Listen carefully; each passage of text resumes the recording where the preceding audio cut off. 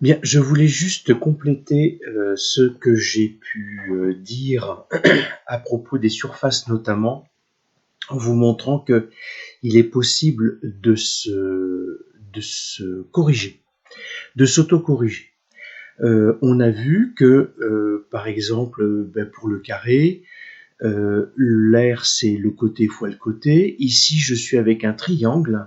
Et bien, très rapidement, donc ici, en définissant le polygone, je vais en fait être amené à déterminer une surface. Et vous voyez que ici, alors en T1, j'ai la valeur de la surface. Donc, comment est-ce que je vais m'y prendre pour travailler là-dessus? En fait, dans un premier temps, ce que je vais faire, c'est que je vais déterminer des distances, c'est-à-dire la distance AB, la distance BC et la distance CA.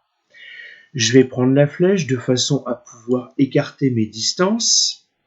Et puis, comment retrouver cette valeur de 16 qui correspond à l'air?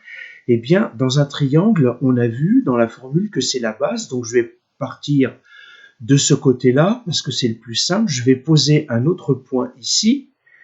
Je vais créer le segment CD et je vais demander la distance de CD. Et on me dit, alors je l'ai ici, mais que la distance de CD, en fait, elle vaut 4. Ça, j'en ai pas besoin.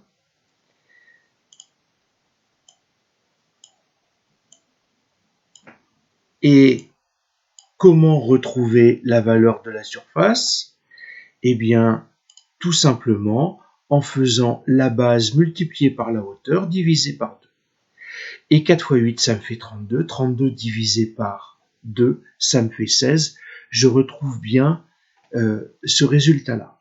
J'ai une autre manière de faire, c'est de travailler avec deux distances, donc celle-ci et un angle.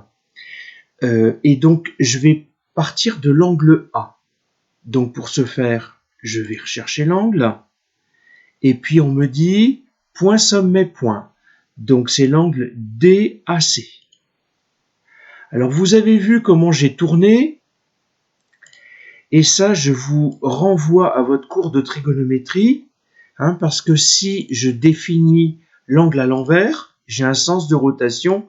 Je vais avoir l'angle complémentaire. D'accord? Et celui-là, j'en veux pas.